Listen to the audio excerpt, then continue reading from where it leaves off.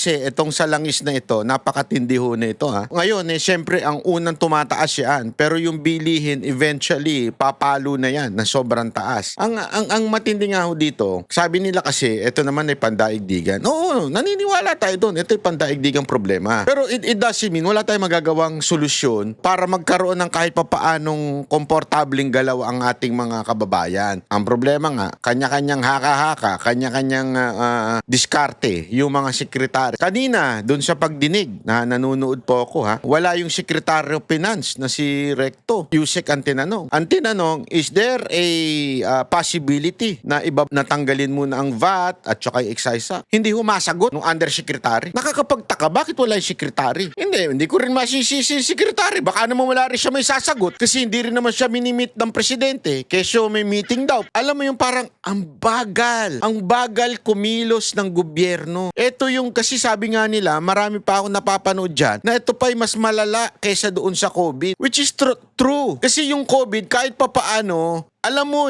paano ang solusyon? Ano yung gagawin? May hakbang na nangyayari. Diba? Ito, hindi natin alam what's next.